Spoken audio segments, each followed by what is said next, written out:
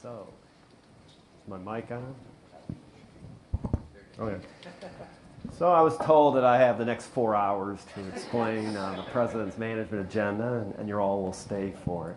So what I'm going to do is, I actually could speak that long with it, but I'm not going to. So what I want to do is give you all kind of a 10,000, maybe a 50,000 foot level. If John was at the 10,000 foot and people were down to maybe the 5,000 foot of what the President's management agenda is, and we're rolling out what we call the President's financial management agenda, which is essentially taking the elements of the PMA that relate to financial management. And I'll go through it and explain a lot of that later. So this is my objectives. I'm going to tell you what OMB is doing, what are the FM initiatives, and how we govern the processes, and then what are the focus areas for FM transformation. The President's management agenda, if you haven't read it, you should, because it gives a long-term strategy that's going to drive transformation not only of FM, but it's intended to be transformation of the entire mission support functions. So that's HR, acquisition, everything. So basically, if it's not missions, mission support rolls into the PMA. Why are we doing it? It's for mission, support mission, to provide the service, to the taxpayer, and then stewardship. And a lot of the stewardship responsibility actually falls on the FM community. That's what we do, provide stewardship over the trillions of dollars collected and the trillions spent, more spent than collected. These are, so this is so that was the what are we doing, and the why are we doing it. So the why is to get mission support streamlined, efficient, to support the mission, which is the business of government. The 3 gears, these are underlying drivers of transformation, so they cascade and permeate across everyone who's doing transformation in a mission support area. So FM has a piece of it. There's CAP goals for these issues, but the CAP goals are higher than the FM area. So you have IT modernization as a big ticket item, data, all the data sets that the federal government owns, people, it's workforce, in general, pay, compensation models. So it's 100,000 foot level would be these 3 gears. So one of the things we are doing in the PFMA is taking these 3 gears and focusing on what part of them tie to FM transformation. But I want people to take out of this, the CAP goals, the functions, because everything you're talking about, everything you're doing, any financial management transformation, what we're trying to do is say it can link to the PFMA. And I keep challenging anyone, if it doesn't, you tell me something and I'll find a way to link it to it. And the reason we want to do that is because it helps tell the story of why are we doing this. Because in the past, in a lot of cases, people do a lot of transformation efforts. You're hearing a lot of discussions about go do this, go get blockchain, go get AI, do these things. If you're not telling the story, why are we doing it? How's it tied to an overall picture? It's harder to sell. So we're aligning in our effort OMB and the budget side, OMB and the management side, and then in the financial management transformation, I'll go into what that entails. So these are the CAP goals if you haven't seen them. I take 11 on as really not relevant. 11's kind of capture because it's in the acquisition function, but 12, 13, and 14 are lab to market and security clearances, and are really functional areas that really aren't FM. The 3 on the top, which are the drivers I talked about, the cross-cutting areas, are kind of outputs in a lot of cases, except for shared services. Shared services is a big one in the FM space, and it ties to, I would say it's one of the ways we're going to implement IT modernization is through that CAP goal of shared services. Shifting low to high, to me, that's an output of, as we move to all the things you heard of automation and and less manual work, less analytics, then you start shifting people out of transaction posting, out of time spent in FM is preparing reports, compliance exercises, a lot of manual work, a lot of pivot tables, spreadsheets, stuff like that. A lot of time in that is generally considered low value work if we're talking about where we need to go. So that's low to high. So if you're in the FM world, you want to be moving that way and looking for ways to find out how you can get into the high value work. And then improving customer service, it's more across the whole government. It's mostly for the interface between the public and the government. In FM, and we have it because we have grants and the finance, and Treasury has a lot of interactions with the public and taxes and debt and all these various things. Most of the core accounting, most agency financials don't really deal as much with the public, but improving the customer experience in our mind, it's also the government employee. You know, like I still have a travel or a time and attendance system that I think is DOS based. I mean, you sit there and I came in and try to look at this thing and say, how, you know, it's not even menu driven. It's you're clicking a save and doing these things, and so there's a lot of bad customer experience for the government day-to-day work. So we look for it's improving that end of it too. Category management's mostly acquisition. I can talk about that.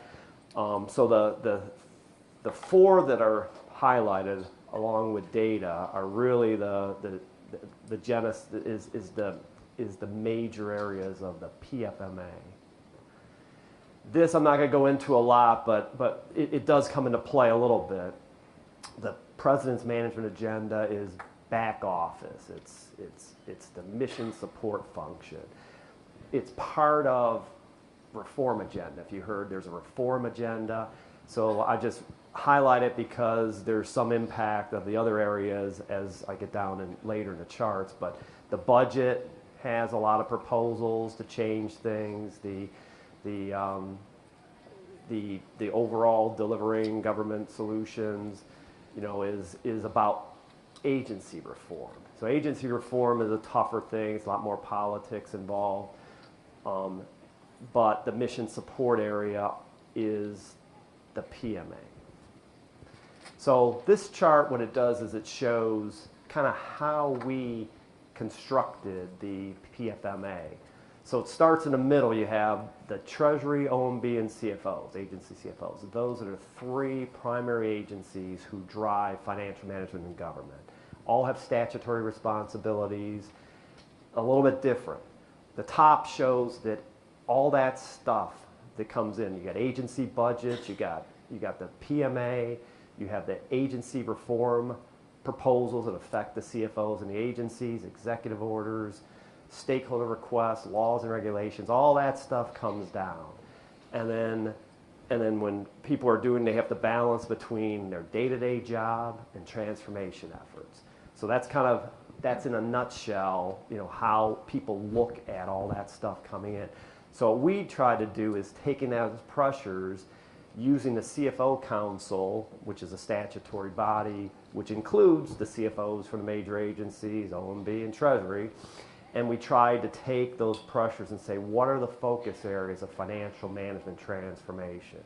So as you'll see when I show it, it's not only the PMA, it actually includes more than that.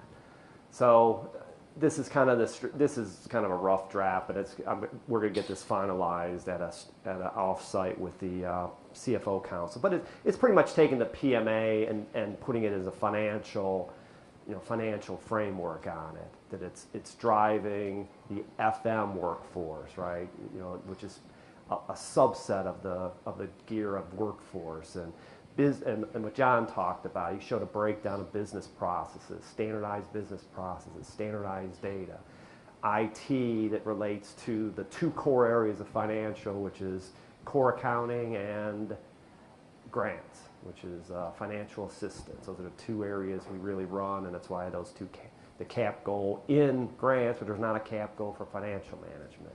So you'll see this is the focus area of the PFMA. So cap goals 8 and 9 are in there specifically, which is results-oriented grants, cap goal 8, and getting payments right, cap goal 9. So those are core FM responsibilities, and they fit right in with our job. Financial management would be all the things that are core financial. So that's where, and I got charts talking about, as an example, every one of those blocks has a detailed structure, the focus areas, what we're working on, and all that. And I don't have enough time to go through it, and you probably wouldn't want to hear it all. But I'll point out a couple in the improper payment area and how the financial management area is structured. Real property, I mean, there's a federal real property council statutorily assigned, but FM touches everything. So we have a connection basically in the FM or in a real property area. It's going to be around the data, standardized data, accurate records, all that type of thing. But that goal has wider issues. It has like disposing of property and lease, lease consolidation, all that kind of stuff. GSA, DOD, others have a real mission in there. We're kind of a support role, so I put it up there as it's a connect point, it's heavy area in some CFOs, but it's not across the board. So as you saw earlier when I talked about it, all that pressure came out, and these came out of it, that people have interest in these areas. Enterprise risk management, ERM, that's becoming an emerging area that people are seeing. And to me, it's a way of managing. I mean, a lot of people go with tools and technology, and we need to have these heat maps and all that type of stuff. The key to that is it's balancing mission, risk, performance, cost. If you're trying to figure out how do you spend your money, how do you apply your resources, what are your risks, how do you address them. And one of the things we're really going to try to work with ERM on, it ties especially in CAP Goal 8 and 9. So in grants, we're looking to try to come up with a risk framework to help this balance between compliance versus performance. So for instance, if you're a grantee, one is great at compliance, checks all the boxes, passes all the audits, does everything great, and basically produces nothing in results, versus someone who doesn't quite do very well in there, but will knock something out of the park. Which one do you give the money to? I would say we would probably lean towards giving it to the one who's more compliant, because most of our data and metrics and audits and everyone is focused on compliance. So we're trying to relook at that to make sure we're not overly focused on compliance to the detriment of performance. Getting payments right, what we're trying to get to at some point, it's not going to be zero. And we need to get, when you go in there, when you disperse trillions of dollars, Social Security is getting close to $1 trillion, you're going to probably have billions of improper payments. And we're going to have to say, that's as good as it gets. And that's going to be a hard sell, because people say, $1 billion in my district in Kansas, that's unacceptable. But you go, well, how much can we squeeze out of that? How much are we going to pay? Are we going to just keep saying we're going to get it to zero? So, of course, you can't have that ERM discussion of risk, appetite, and improper payments if you don't demonstrate that you're doing everything you can do. So that's one of the things. So not some cases, but we're going to look at programs that really do a lot, like Social Security and Medicaid, Medicare. They have analytics centers that have been looking at this stuff for a long time, and start floating the idea of what is a appropriate amount that you continue to fight it, but you're saying it's not continue to beat on people for that rate. What's the amount that's acceptable in those, and it's going to be program by program. This is the governance process. So the CFO Council and the FRPC I showed as governance, they kind of oversee it, executive sponsorship. CFO Council is CFOs, deputy CFOs, my office, OMB, OFFM, and then Treasury. And so they're the council to drive this stuff. We created executive steering committees for every one of those focus areas. The intent is to have people from the councils on those things, so that they're selling, they're driving it. We try to get the people on it who have a big interest in that. Like we'd want people who have grant making responsibilities on the grants, not someone who doesn't do grants. So that type of thing. And then working groups are the sub boxes, like the things we're doing underneath that area, and I'll show a couple of the examples. And some groups are ability where people, even if you have 2 or 3 agencies, like we had areas where like people were exploring robotics, right? And it's not necessarily something that all 24 agencies want to talk about, because some are not ready for robotics or blockchain, DLT.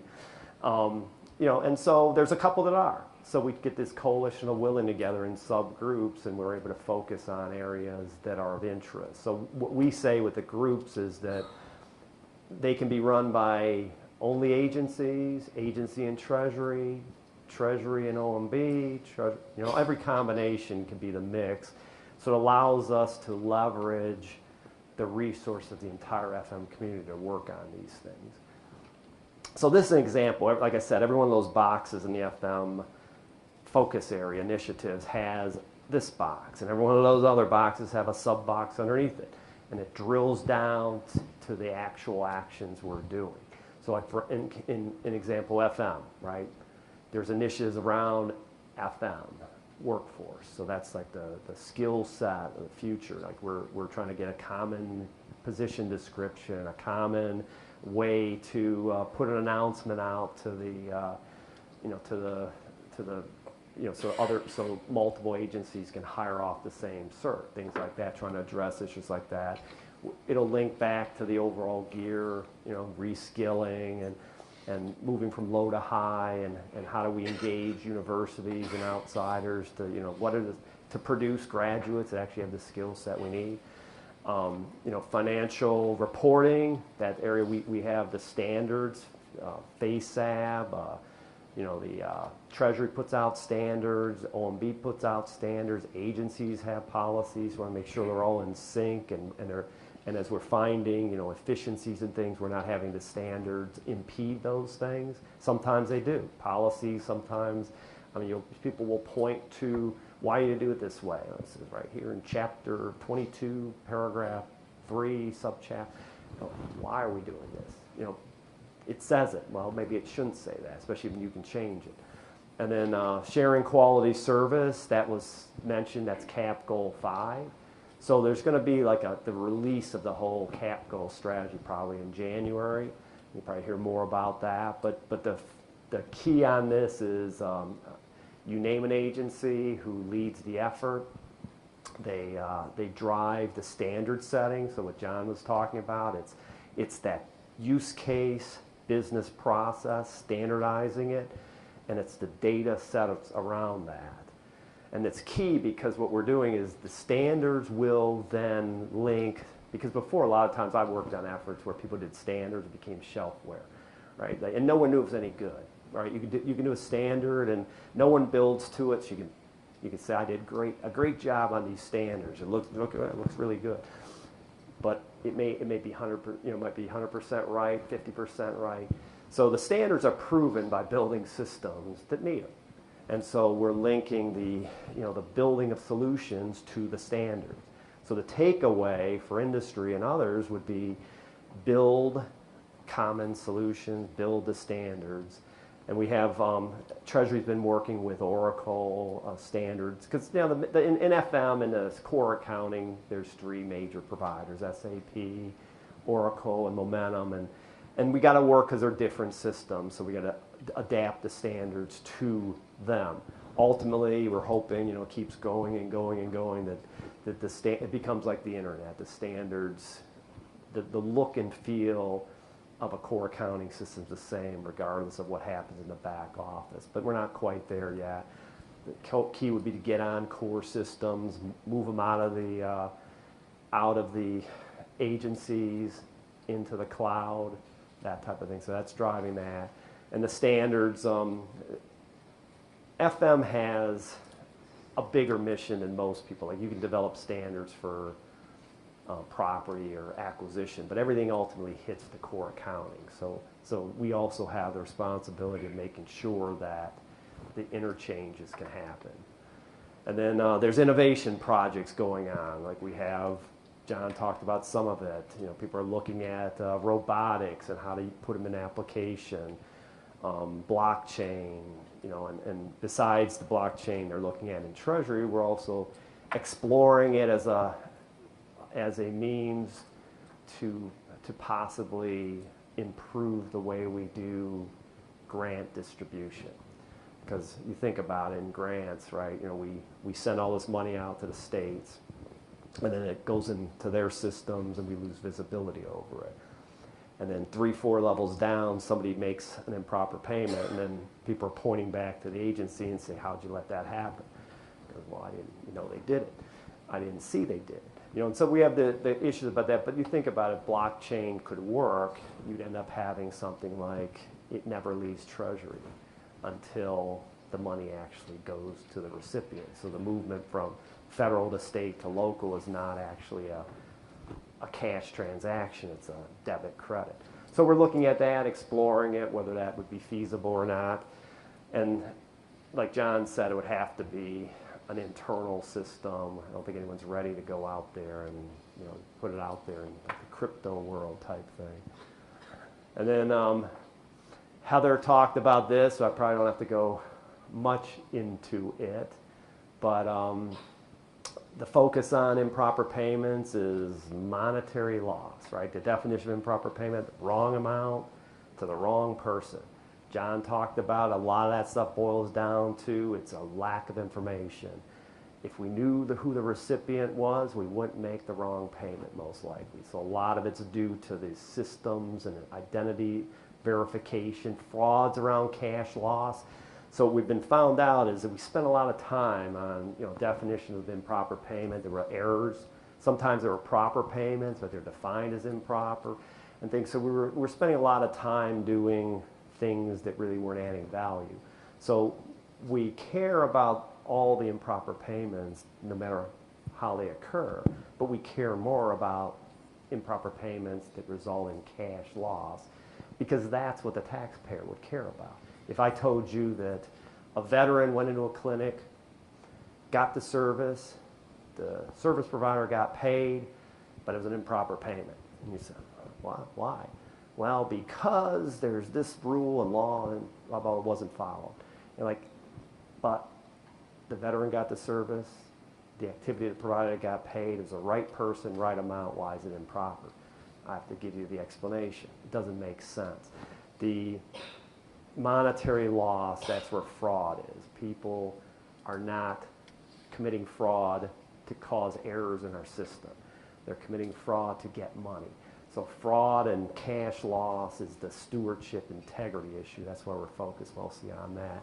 We're trying to focus it now by what's causing those things, what are the data sets, and how can we strategically use data, do analytics, build up capability around that. And so what we're trying to do is get all the data people together, including the IGs and do not pay groups, Social Security's other people have data centers, figure out what data sets are needed, how do you do it, what techniques, how do we build capacity, and then other mitigation strategies. A lot of the problems in improper payments are poor program design. So we got legislative fixes and different things around that.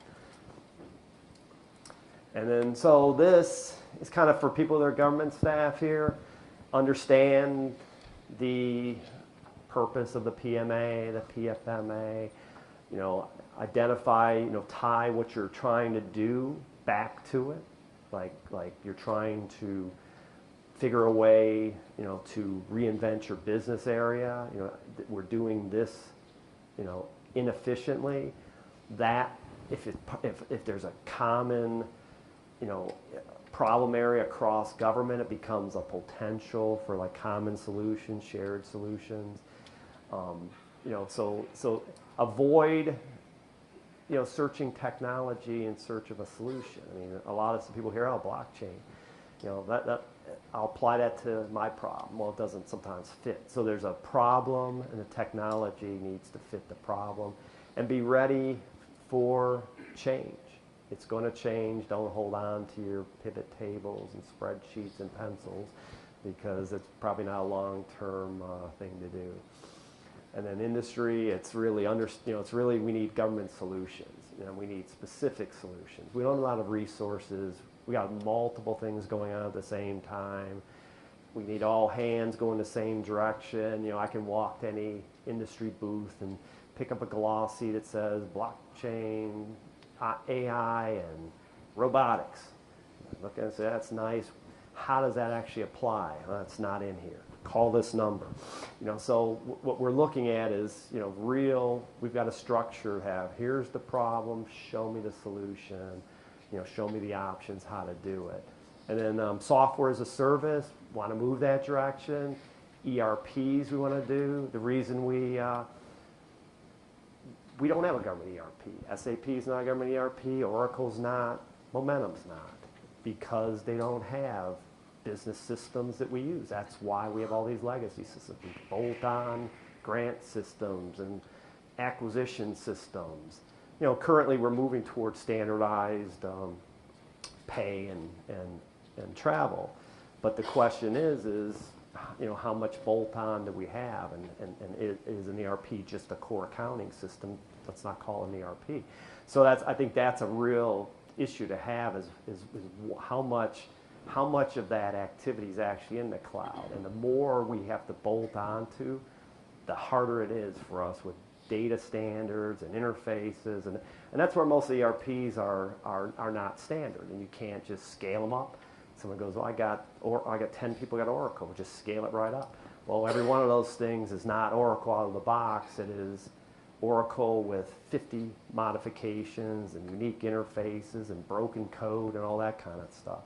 So what we're trying to do is how do we get that on-premise, agency-specific version of these systems moved into these cloud environment. And then, of course, it's assisting with workforce training, a lot of training on how do you use all these analytics. A lot of people don't know how to do it. And it's all about, understanding data and answering the right questions.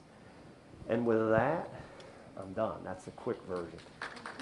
Right on time, too. Any questions?